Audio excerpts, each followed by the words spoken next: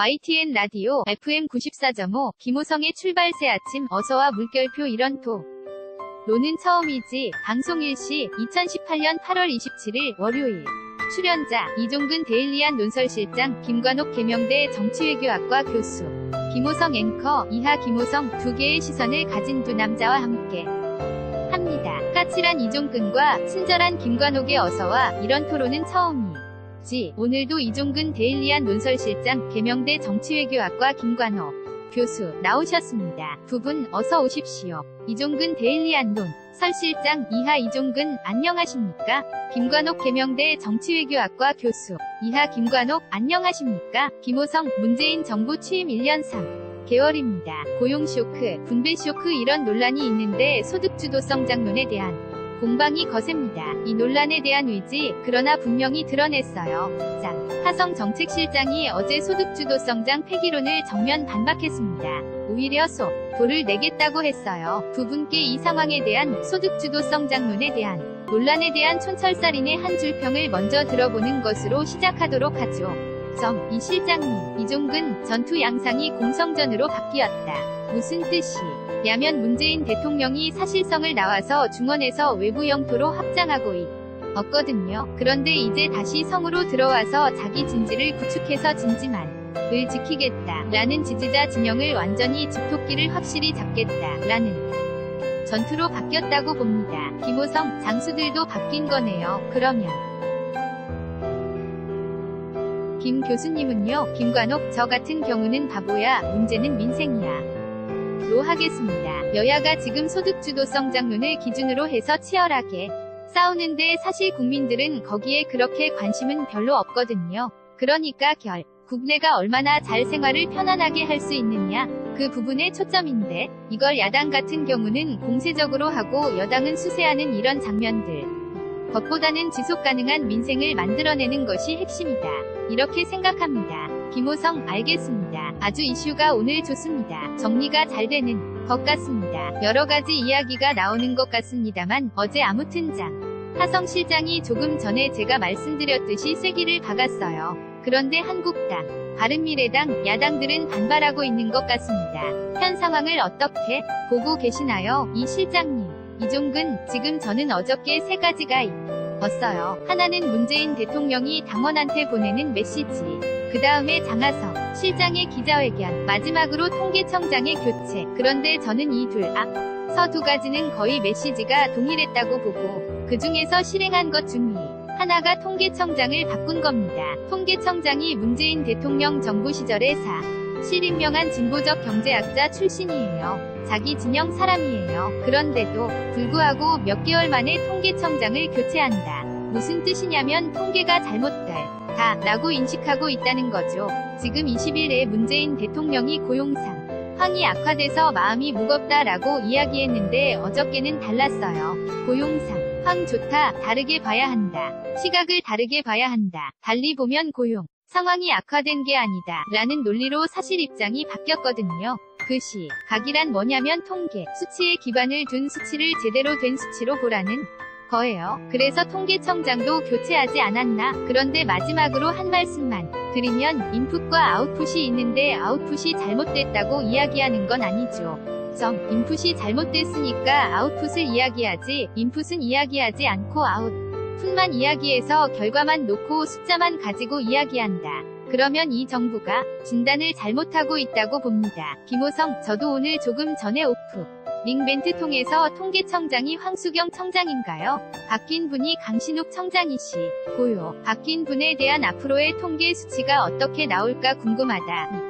런 이야기를 했습니다만 김 교수님은 어떻게 보세요? 김관옥 통계청장을 바꾼 것이 통계조사를 해서 제출했기 때문이다. 그건 너무 비약이라는 생각이 들어요. 6명이 차관급 인사를 하는 과정에서 1명이라고 보고 지금 사실 야당에서는 소득주도성장을 일종의 정치 쟁점화해서 김성태 원내대표는 한 놈만 팬다 이런 식으로 막 하는데 사실 제일 중요한 것은 이렇게 정부의 약점을 비판하는 것도 중요하지만 국민들은 너면 도대체 나아지게 하는데 야당이 대안 같은 것도 제시하고 문제점이 그 보완책이 무엇이냐 이것을 할 때 지지와 신뢰가 더 가는 게 아닌가. 이런 생각이 들고요. 여당은 소득주도 성장론을 중심으로 해서 성장을 한다.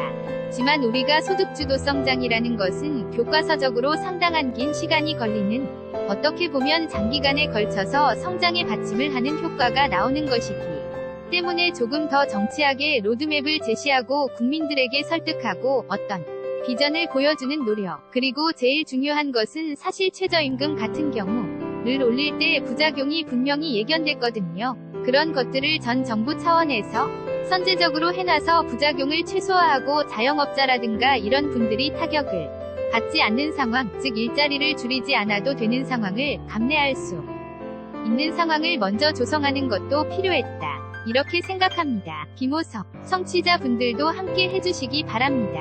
소득주도 성장론 어떤 시선으로 보도록 하겠습니다. 그런데 정말 소득주도 성장론을 밀고 나가는 것이 나은 건지 폐기하는 것이 나은 건지 의견들이 좀 많이 다르잖아요. 어떻다고 보세요? 이종근, 사실은 말이죠. 경제정책은 야당이 발목을 잡을 수는 없어요. 물론 어떻게 해라 저렇게 해라 이야기는 할 수 있어도 실질적으로 이게 소득주도 성장론을 펼쳐나가면서 입법화하는 과정이 아니거든요.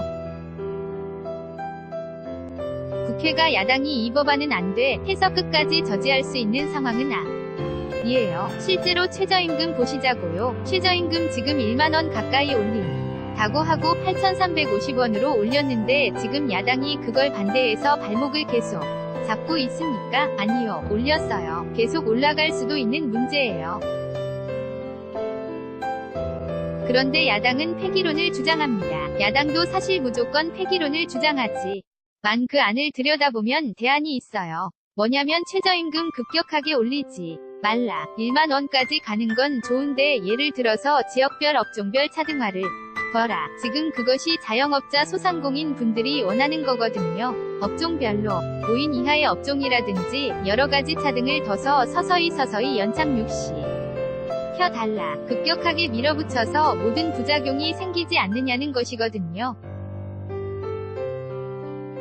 그렇기 때문에 소득주도 성장의 모든 원인이 최저임금에 있고 최저임금을 포함해서 다 폐기해라. 이 논리는 사실 일반화의 오류이고 부분 대안을 제시하고 있다는 거죠. 김관옥, 그렇죠. 저는 이 실장님 말씀에 동의하는 게 뭐냐면 연착륙해야 한다. 그리고 속도를 어느 정도 완급을 조절할 필요도 있다. 이게 시장에 충격이 안 가게끔 하는 것도 굉장히 방법이거든요. 김호성, 그런데 속도를 내겠다는 거잖아요. 지금. 김관옥, 그런데 그 장하성 실장의 속도를 낸다는 것은 최저임금을 급격하게 올린다는 것이 아니라 소득을 증대시킬 수 있는 다른 방안들, 예컨대 생계비라든가 그걸 절감할 수 있는 다른 대책들로 소득이 실질적으로 올라가는 그런 방면을 만들어내서 소득주도 성장을 만들겠다는 거거든요. 김호성, 안전망을 구축한다는 거예요. 김관옥, 그렇죠. 그런데 아까 말씀하신 부분 중에 야당이 지금 사실 말씀하는 부분이 있어요. 뭐냐면 소득주도 성장론을 폐기하고 장하성 실장 등을 해임하라. 이것이 협치의 조건이다. 라고 이야기하고 있어요. 이것은 어떻게 보면 굉장한 압박이고 인사권이라든가 이런 것들을 사실 침해하는 부분이거든요. 대안 제시라든가 이런 것을 해야지.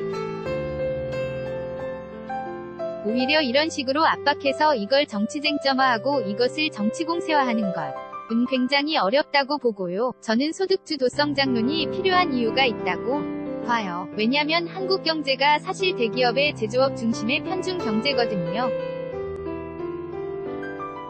그런데 대기업이 고용하는 것은 5%뿐이 안 돼요. 중소기업이 95%를 담당하고 있는데 이게 굉장히 수직적으로 하청업체로 되어 있고 이런 편중, 현상, 불균형 현상들이 굉장히 많은데 중요한 것은 대기업들이 대부분 수출 중심이란 말이에요. 그래서 대외의존도가 90%가 넘어가고 여기서 약성이 어마어마하게 넘쳐나는 거죠. 여기에다가 중요한 것은 내수시장 결핍. 이 돼 있는데 이 부분이 사실 소득주도로 만들어낼 수 있는 영역이거든요. 그래서 내수와 수출이 균형되고 중소기업과 대기업이 균형 잡히는 그런 경제 시스템으로 이전되는 과정이기 때문에 이 시스템에서 만들어내는 중요한 요소로서 사실 소득주도 정책이 필요하긴 하다. 하지만 이제 시장이 감내할 수 있는 속도를 만들어내야 한다. 저는 이렇게 생각합니다. 김호성, 야 입장 차이가 워낙 극명하잖아요. 오죽하면 소주방 이야기까지 나오고 그러겠어요. 협치 문제가 또 이 건으로 뒷전으로 물러나는 것은 아니냐는 우려가 있어요. 실제로 그렇게 될 우려가 있다고 보시는지요? 이종근, 아니요. 저는 그렇게 생각하지 않습니다. 아까 말씀하셨던 부분, 야당이 그렇게 주장하는 건 야당의 프레임을 만들어줬어요. 보시자고요. 지금 집권, 여당이 경제 투톱이 있고 경제 투톱이 서로 다른 이야기를 하고 서로 다른 이야기를 하면서 계속 부딪혀 나가는데 대통령도 사실 지난 20일 입장과 지금 입장이 달라요. 그러니까 메시지의 일관성이 없고 계속 엇갈리는 건 여당이 만들어준 거지 야당이 그 프레임을 처음부터 친 건 아니거든요. 그 만들어진 프레임 안에서 그러면 장하성 실장이 우선순위에서 물러나야 한다. 이렇게 주장은 할 수 있어요. 하지만 그러나 여당이 하나씩 보시자고요. 지금 장하성 실장이 안 받아들이겠다고 한 게 차별화. 아까 지역별 업종별 차별화 안 하겠다. 그게 현실적으로 불가능하다고 내쳐 버렸어요. 야당이 그런 입장에서는 장하성 실장 문제가 있다고 이야기하는 거죠. 왜? 그걸 대안으로 제시했거든요. 이미 차별화해달라. 그러니까 협치라는 건 이래요. 지금 무조건 안 돼 라고 한 건 야당이 그렇게 할 수밖에 없는 외적인 요인이 있었어요. 하지만 하나씩 보시자고. 소득주도성 장론에서 일단 최저임금 문제만이라도 지금 교수님도 인정하셨잖아요. 연착륙 할 수 있게 대안을 여당에서 제시를 하나씩 한다면 것 가지고 국회나 국정조사가 발목이 잡힌다. 그건 아니라고 봅니다. 김호성, 청취자분 4673님이요. 소득을 높여주면 경제가 성장하는 게 실하다면 아예 돈을 찍어서 주면 가능할까요? 그게 아니라서 우려가 나오는 거 아니에요. 김 교수님, 답변 주셔야겠어요. 김관옥, 돈을 찍어서 줄 수는 없죠. 제일 중요한 것은 주머니에 돈이 있어야 사실 소비를 하고 소비가 돼야 생산을 하고 생산이 자극될 때 많은 업체들의 이윤이 발생해서 새로운 고용을 창출하고 고용이 창출된 만큼 또 소비를 하고 이런 선순환이 구성돼야 하는데 김호성, 이른바 분수효과예요. 김관옥, 그렇죠. 그런데 제일 중요한 것은 사실 저임금 상태에 있었던 거 아니에요. 분명히 소비할 수 없는 거기다 더 심각한 문제는 이번에도 나타난 현상 중의 하나인데 소득의 격차가 확대돼 있는 거죠. 양극화가 심화되는 상위 20%와 하위 20%의 격차가 더 커지는데 이것이 사실 고용과도 맞물려 있거든요. 그래서 어떻게 하든 소득의 격차를 줄여나 가는 것이 사회안전, 경제 문제를 떠나서 이제 사회 문제로 이전되는 장면까지 만들어지기 때문에 소득의 격차를 축소하는 정책들은 계속해서 꾸준하게 해나가야 한다는 것이죠. 하지만 지금 말씀하신 대로 극단적으로 돈을 찍어서 준다. 그렇게 할 수는 없어요. 해외 사례를 보면 기본급 같은 것들이 있습니다. 기본임금이라든가 이런 걸 해서 최소한의 생활들, 최소한의 소비를 할 수 있는 역량을 정부가 제공하는 부분도 있기는 한데 한국은 아직 그런 부분은 공감대가 없거든요. 그래서 우리가 시급이라든가 이런 부분들을 어느 정도 올려주는 장면이 벌어지는데 이것만으로도 우리가 취약성이 너무 높아서 실질적으로 이것 자체가 충격이 오는 장면을 경험하고 있잖아요. 그래서 극단적인 언사는 지금 오히려 삼가야 하는 상황이라고 생각합니다. 김호성, 4706님은 이렇게 지금 질문을 주셨어요. 소득주도성 장에 대한 찬반 서로가 느끼는 속도 차이가 왜 이렇게 크게 느껴지는 건가? 이종근, 사실 처음 겪어보는 경제 이론이다. 그리고 사실 우리가 소득주도성 장론이 낯설어요. 김호성, 임금주도성 장 이렇게 되는 거 아닙니까? 이종근, 그렇죠. 그러니까 어쨌든 지금 교수님이 잘 설명해주셨지만 우리가 임금을 높여서 그것이 소비로 전환되고 소비가 되면 내수가 확대되고 내수가 되면 경기가 활성화돼서 고용이 더 늘어나고의 선순환 구조인데 이것이 솔직히 말씀드리면 어느 나라도 소득주도성장으로 성장한 예가 없다. 이론적으로는 일부 이야기가 됐지만 그럼에도 불구하고 우리도 낯설고 외국에서도 OECD도 분명히 이게 제대로 될지는 지켜봐야 한다. 정도의 입장으로 한국을 바라보고 공식적인 논평이 그렇게 되어 있거든요. 그렇다면 말씀하셨듯이 국민도 낯설고 정부도 낯선데 문제는 그 낯섦 이 사실 체감으로 와야 해요. 숫자가 아니고 실질적으로 소득주도성장이 임금이 어떻고 소비가 어떻고가 아니라 내가 지금 나아지고 있나, 실질적으로 가계에서 내가 빚진 게 조금 줄어들고 있나, 그리고 내가 좀 쓸 돈이 있나, 이렇게 느껴져야 그것이 소득주도성장이든 혁신성장이든 지지할 텐데, 지금 현재 입장에서는 체감하는 속도도 낮고, 또 그렇기 때문에 소득주도성장이 뭐야 라고 아직도 관념적으로 받아들이는 거죠. 김호성 딱 그 말씀이신 것 같아요. 자주 의견 보내주시는 0507님이 뭐라고 하시냐면 기업도 돈 벌어서 투자 안 하는데 개인도 돈 주면 안 쓰는 거야. 닌가 이론적인 기대만 너무 큰 것 아니겠는가 이런 이야기를 지금 하시고 계시거든요. 김관옥 그럴 수 있어요. 왜냐면 일본 같은 경우 경기가 활성화가 안 되니까 과거에는 쿠폰을 줬어요. 그런데 그것도 처음에는 현금을 줬어요. 현금을 주니까 그걸 곧바로 은행에 넣고 나중에 그래서 쿠폰을 줘서 경기 활성화 시키는 부분을 했는데 어쨌든 지금 이 장면에서 소득주도성장이라는 것이 경제성장을 주도하는 건 아닙니다. 내수를 만들 어내는 토양을 구성하는 노력의 일환인 것이죠. 지금 또 하나의 현 정부의 경제축은 혁신성장이거든요. 그런데 혁신성장의 부분에서 우리가 제조업, 대기업 중심이었단 말이에요. 그런데 제조업이라는 것이 우리가 지금 보듯 이 조선이라든가 중공업이라든가 이게 쇠퇴하는 산업으로 전락되고 있거든요. 거기에서 상당 부분 제조업에 거의 12만 명이 지금 일자리 잃어가는,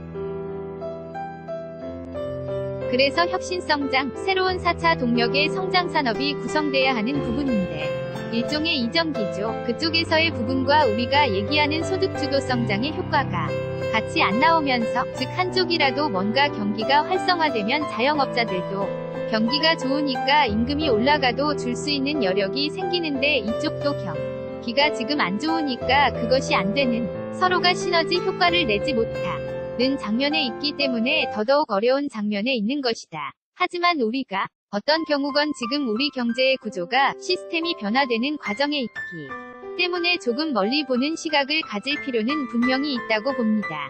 김호성 화제를 조금 돌려서요. 연결되는 이슈이기도 합니다. 이해찬 호민 주당 앞으로 어떤 방향으로 나아갈 것으로 전망하시는지요. 이종근 아마도 이해찬 후보를 당대표로 찍어준 당원 여러분들은 그 장면을 연상했을 거예요. 서부영화 딱 돌아왔어요. 악당들이 있는데 갑자기 마차의 포장을 딱 걷어내니까 기관단총이 나옵니다. 수많은 악당들이 기관단총 돌리니까 다 쓰러져요. 그러면 박수를 쳐요. 환호하죠. 그리고 영화는 더 END입니다. 그런데 현실은 안 그렇거든요. 현실은 앞에 서 있는 사람들이 악당들만 있는 게 아니거든요. 그리고 영화 속에서도 등장하지만 무법자예요. 그 사람도 사실 보안관이 아니고, 그러니까 제가 드리는 말씀은 뭐냐면 아무리 협치를 주장하신다고 하더라도 사실 이해찬 의원의 지금까지의 정치 역정을 보면 하고 싶은 말 다 하겠다. 나는 옳은데 일부 당신의 말도 옳다. 라는 것이 협상인데 사실 당신은 무조건 그르고 나는 무조건 옳다.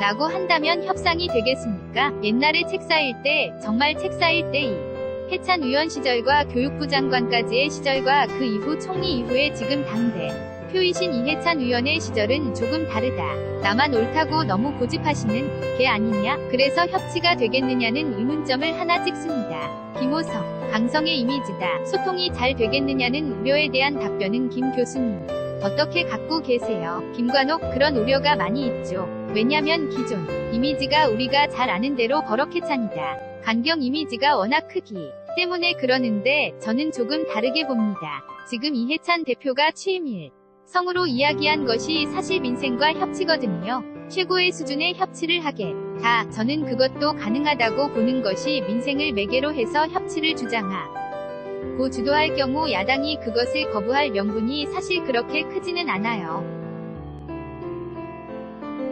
그래서 그것은 전략을 잘 세운 것 같다고 생각하고요. 또 한 가지가 뭐냐면 지금 이분은 차기 총선에 불출마를 선언했어요. 이것이 자신의 정치의 마지막 역점이라는 거죠. 어떤 경우건 결과물을 내놓지 않으면 안 되는 장면. 이 장면에서 버럭화를 내거나 자기의 감정을 드러내면서 자기의 정치 생명 또는 정치적 자산을 훼손할 거라는 생각을 하지 않아요. 오히려 이 이때에는 감정을 숨기고 더 많은 포용적인, 그리고 이번에도 득표수를 보면 42, 30, 29 등등 해서 사실 압도적 승리는 아니에요. 그러니까 당 내에서도 포용적인 리더십을 요구하는 것이고 아무래도 여소야대에 있습니다. 국정개혁입법이라든가 민생입법은 다 여소야대 안에서 야당의 협력 없이는 안 되잖아요. 그러니까 이런 부분에서는 아마 성과를 위해서라도 본인이 많은 인내와 포용적 리더십을 가져갈 것이다. 이렇게 생각합니다. 김호성 이 대표도 수락연설에서 단결을 강조했어요. 당 내부의 갈등이 이런 식으로 친문 비문해서 갈리고 했는데 친문 색채가 어쨌든 강해졌단 평가는 분명하잖아요. 앞으로 이 같은 협치, 단결, 당내에서 그게 가능하다고 보시는지요? 이종근, 저는 총선 직전까지는 가능하다고 봅니다. 그런데 어차피 총선이 언제죠? 앞으로 2년 후입니다. 그러면 집권 4년차. 예요. 집권 4년차는 우리나라 87년 이후 언제나 문제가 있었어요. 집권 4년차 징크스가 없던 대통령이 없거든요. 그때 레임덕이 시작되고 그러면 총선에서 자기 밥그릇이 우선인 국회의원들이 과연 순순히 일사불란한 모습을 보일 수 있을 것인가? 그때 되면 아마도 당내 분란이 어쩔 수 없이 생길 거다라고 봅니다. 김관옥 총선 때가 되면 사실 이해찬 대표의 임기는 끝나는 거예요. 지금 제일 중요한 것은 사실 문재인 정부와 2년이 딱 오버랩되는 가장 사실 협력이 필요한 문재인 정부의 성공은 이해찬의 노력과 결부돼 있다. 이렇게 볼 때는 그렇게 통합이라든가 포용이라든가 리더십을 발휘하지 않으면 안 된다는 거죠. 그래서 이것은 선택이 아니라 필수라고 봅니다. 김호성 알겠습니다. 두 분 촌철살인 말씀해 주신 것 가운데 이 실장님 공성전으로 전투 양상이 바뀌었다. 진지국 축김 교수님 바보야 문제는 민생이야 이렇게 주셨습니다. 저는 두 분의 촌철살인을 성안의 민생 민심은 그것이 궁금하다 이렇게 정리해보겠습니다. 오늘 말씀 고맙습니다. 이종근 김관옥 감사합니다. 김호성 지금까지 이종근 전 데일리안 논설실장 개명대 김관옥 교수였습니다.